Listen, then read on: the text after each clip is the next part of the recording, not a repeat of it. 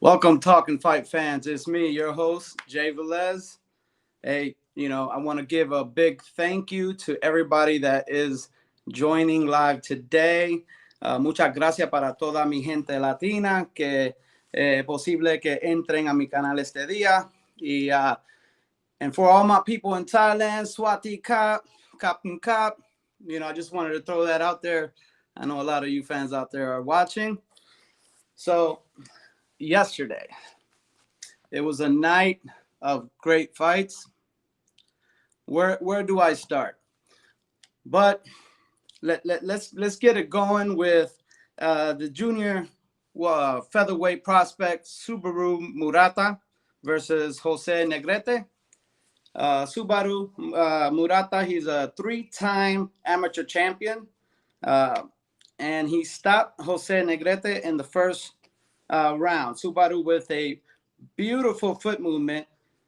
Then Jose overextended. Murata came over the top with a clean, straight left hand that dropped Jose. A little sad, disappointed. I didn't get to see a little bit more of this young fighter. Sometimes when you only got 4 rounds or 6 rounds to fight when you're coming up, then you got to put it all out on the line in the first initial rounds. So, but hey, it was a great fight. He showed his power and his class. And you know what? There's a lot of good fighters coming out of Japan. Too bad Inoue won't be fighting soon. Supposedly his fight got pushed back to the 3rd week of July. So hoping to watch that live. And that's going to be a great showdown. But this young kid, 3-time amateur champion in Japan, be on the lookout. He's going to be, someone to, he's going to be a wrecking ball. They're going to throw him in the mix in that super bantamweight division.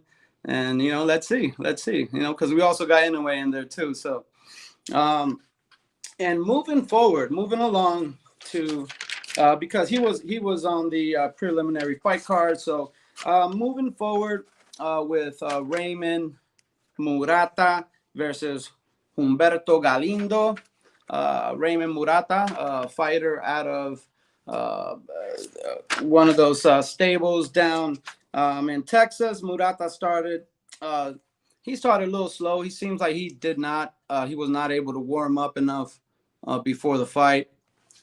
He came in, he was cold, didn't have a drop of sweat on him. And, it was all the ways up to about the 3rd round when he started stepping things up. First 2-3 rounds, every time he stepped right, he started getting popped. Galindo was a very, very tough opponent for him. And, let's see what happens throughout the fight. In about 35 seconds left in the first round, Murata got knocked down with a flash hook, but it was a flash hook. He didn't see it, got up right away, continued to box. Hello, Blanca Iri from Orlando, Florida. Anyway, so he got up.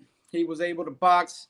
After that 3rd round, his coach, told him, hey, you need to start, boxing. You need to start moving. Every time you're gonna get close to the ropes, you need to, move away get off the ropes. And, he did exactly that. That round, on the 3rd round, it was scored for Galindo 10-8. But the fight continued. Murata continued to fight against the ropes, allowing Galindo to throw punches. And in the 3rd round, he stayed off the ropes and started going to the body. Commentators on that fight were making jokes about Galindo's devil tattoo. And that was like a bullseye for Murata. I mean, Murata started just, throwing that left hook to that body, eventually started slowing down, gassing Galindo up. And it was a hard fought battle. The whole fight. It got up to the uh, it went up to the last rounds where Galindo found placement for his left hook and was able to. Murata found placement for his left hook and was able to get Galindo out of there. Galindo could not beat the 10 count, and Murata won by TKO in the ninth round. So that was one of the fights. I was very eager to watch that. Like I said, he's out of the Robert Garcia Boxing Academy. That stable there, they got a lot of pretty good fighters, and and they most of the time they come and then they dominate their opponents. So it was good to watch. Robert Garcia has been doing a great job with this young fighter, and that brings me to a point of adversity. Adversity is one of those things in life that you got it or you don't, and you go through it or you don't, and that makes you the person that you are. Best thing is to watch somebody fall and then come back up with vengeance, with determination, eager to succeed in life. And, those are the type of analogies that I continuously push forward, and will be pushing forward on the Blood, Sweat, and Boxing show through Talk and Fight. So, kudos to Murata, real good fighter. You can see towards, the end rounds, second half of the fight, he really started, working Galindo. And like I said, kudos to him and to Robert's Garcia's team. And on that same show, a stellar co-main event, champion versus champion. Shanice Super Bad Estrada took on Tina Rupert. Super Bad Estrada walked in, and on her walkout, she was with her signature hero cape, which she does in every fight. I think it looks cool. I don't know what you think about that, but I think it looks super cool. She's super bad. She has amazing talent.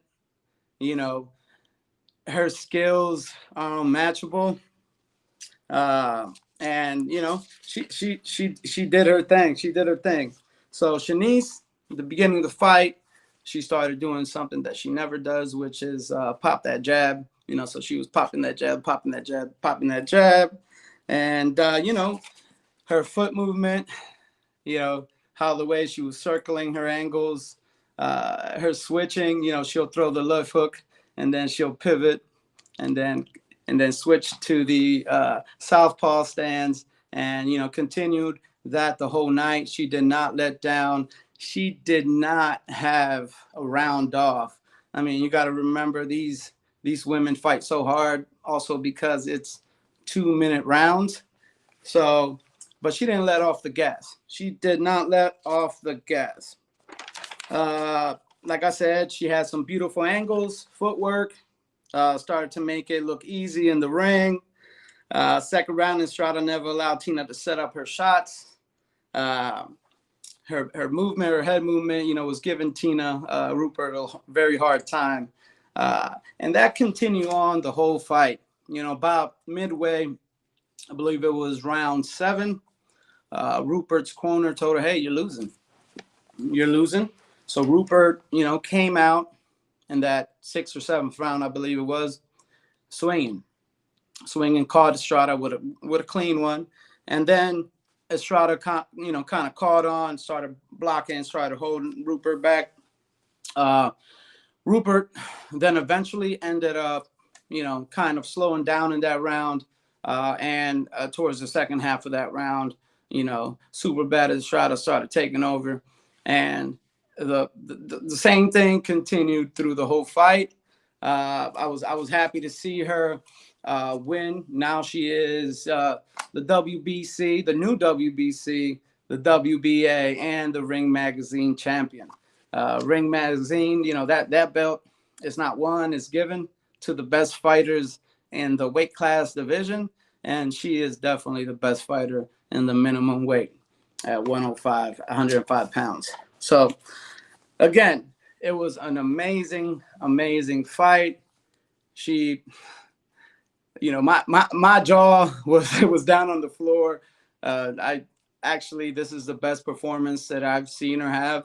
Sometimes, when you're going against another champion, and somebody as high quality as Rupert, you kind of tend to not look so good. But on a second note, Rupert, I think her biggest issue was that she spent her whole entire career fighting over in Europe, where she was never able to fight against different styles of boxers. There's several different styles in the world, several different, manners that people are trained and taught how to throw punches and how to fight. Unfortunately for her, she spent her whole entire career, and this was her, debut in the United States, and against none other than Shanice Superbad Estrada. So, like I said, it's a great moment, great time for women's boxing. There's some big up and coming, women's main card boxing shows coming up soon, and I can't wait to start watching them. And that was just a co-main event for the top ranked fight. Main event was Jose Carlos Ramirez against Richard Comey. Both fighters have lost in the past. Ramirez with a long layoff. I think he was off about a year. He turned down several big money fights, titles involved, because, he's always trying to look for that perfect matchup for himself. Richard Comey, on the other hand, this man is never afraid to fight anyone. He will step in the ring. He's done it with the likes of Vasily Lomachenko, Lopez, and he's the type of fighter that will always go off on his shield. Those are the type of fights that fight fans want to watch, and we were lucky to have experienced it. So yeah. So moving on to them, just as expected, this fight started explosive, with Comey showing early signs of being hurt to the body. That first round, both of them started just throwing punches and bunches, landing with clean shots. And Comey was hurt to the body. He kind of, went on the ropes and made it seem like he wasn't hurt, but he was definitely hurt. I had to watch it several times just to see his body language, and he was definitely hurt to the body. And that first round, Jose Ramirez threw about 80 punches in one round, which, honestly, that is one of the fastest starts that I've ever seen in a boxing match. And Jose Ramirez did it. That's what the fans want to see. That's what they pay for. That arena was pretty packed. I believe I did not see one seat empty. And Ramirez was fighting at home. Again, in the second round, as things Ramirez threw a stinging left hook to the body, made Comey take several steps back as he leaned against the ropes. Ramirez kept blasting to the body all the ways until the end of that second round. Ramirez just looked too strong at the beginning of the fight, but always so dangerous. Comey hit Ramirez with a right hand in the middle of the fourth round. Comey and staggered him. Unfortunately, Comey didn't capitalize and allows Ramirez to regain his senses. Seems like after a great fourth round for Comey, he did come out on the fifth looking like his normal self. Sometimes, when you got an old car, you got to warm it up in the morning in order for it to run properly throughout the day. So, you walking in that ring at 36 years old, a lot of miles on his body. but at the same time, he is a warrior, someone that we love to see fight. And I was so excited to to see him turn it up after the first few rounds that weren't going his way. Then in the sixth round, Comey comes out swinging like a madman. I mean, he was just swinging. Most of those punches were wasted punches, where he also, wasted some of that energy that that he had. He was probably saving up for the second later half of the fight.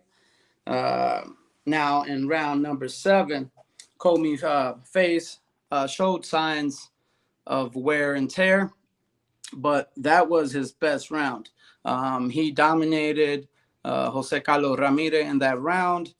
And, it probably could be because Ramirez wanted to take a round off, but you could see following those rounds that he was kind of gassed out. And then Comey found another gear.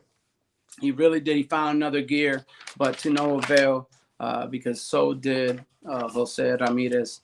He found a different side of himself. He pushed through and those later rounds, and he was able to stop Comey with a left hook to the liver. And Comey just went down on one knee, and it looked as he did not want to continue the fight. He took that knee. He was looking down. Referee was counting. Comey was like, "Hey," shook his head a couple times. "I'm done. I'm done." And like I said, kudos to him. It's been a long career for Richard Comey. He's always fought the top dogs in his division, and this was his second fight in the junior welterweight division. So he's not a typical. He doesn't typically fight in the 140 pounds. So he did move up in weight class, and where he was always normally in the 135-pound division. His power difference in between divisions was significantly changed due to him having to fight bigger opponents. But again, you can't knock the guy. Warrior. He did his thing, and at the end of the day, we got to take our hats off to him. Take them off, because this guy really has given us a lot of great fights. I don't know what's instilled for him in the future. I don't know if he has any more gas left in the tank.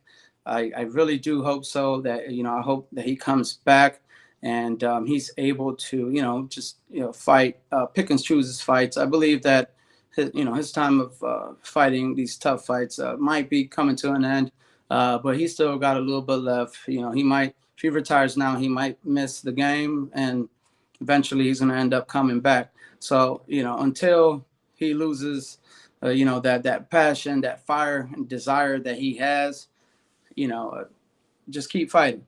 But once you feel like you have to get up and go, like I said, I salute you. My hat's off to you, and good luck, champ. Good luck, definitely. Now, after that spectacular fight, I want to talk a little bit about the Benavidez against Plant card. And that card, you see the lights. There was a fight, Chris Colbert against Rayo Valenzuela, where Chris Colbert got knocked down with a flash knockdown in the first round. After that, it was several rounds of back and forth. But at the end of that fight, Rayo Valenzuela lost in a controversial decision. They gave it to Chris Colbert in a unanimous decision, and it was controversial because even the crowd was not happy. So when the crowd's not happy, that's not good. Not good for business. We want to make sure that the fighters that are winning these rounds end up with a W at the end of the day. And there's no favoritism due to styles and what what makes it happen. But anyways, moving on to the main event, Benavidez against Plant. Okay. First 3 rounds, I give him to Plant. He had his legs underneath. He first round, so he has a bunch of energy to spend. He was a little dancing. Throwing that jab. This is the slowest I've ever seen Benavidez start off. But Benavidez, obviously, he was not fighting just anybody. He was fighting, the former IBF world middleweight champion, which, lost his belt to none other than Canelo Alvarez. And he had a spectacular win on his last fight against Anthony Durrell. But this is a different story, a different monster. Like I said, Benavidez kind of started slower than where he normally starts. And to me, he was studying Plant, letting Plant, throw his punches, move around, expend a little energy. And then after that third round, it was a back and forth action, and then he ended up taking over the second half of the fight. Those are the types of fights that I want to, be, broadcasting and showing on Blood, Sweat, and Boxing, because those are the fights that everybody wants to see, especially me. It's a hard fought battle between two guys that really did not like each other at the beginning. But I believe that they won each other's respect. And if they didn't, I would love to see it again. But right now, Benavidez is the #1 mandatory challenger to Canelo Alvarez. But Canelo Alvarez has a fight on May 6th in Guadalajara, Jalisco, Mexico, where he will be facing John Ryder. After that, sources, and you can see it everywhere, so it's not just sources, but I'm being told that he's really, really wanting to have that rematch with Bivol. We don't know if that's going to happen. I don't think that Canelo wants any other fight but the Bivol fight. So if we did get the Bivol fight in September, then there is a possibility that Canelo and we could see a matchup between Canelo and Benavidez in 2024. That's going to be a real grand prize fight for the fans. It's going to be a big money fight. You got the #1 ranked boxer in the super middleweight division versus the king of the boxing sport, the face of boxing, the Canelo Alvarez. He's been around for such a long time. He's been giving us so many great shows. And, right now he is the undisputed king, and you cannot take that away from him. He still has fire. I tell you, he still has fire. He is a Mexican fighter. He hates to lose at anything he does, whether it's golf, boxing, or just playing just playing whatever game he likes to play. But he hates to lose. So he's coming back after a wrist surgery to fight John Ryder, and then looking forward to fight Bivol in September. Hopefully that fight happens. And if it don't, then we will love to see him fight Benavidez.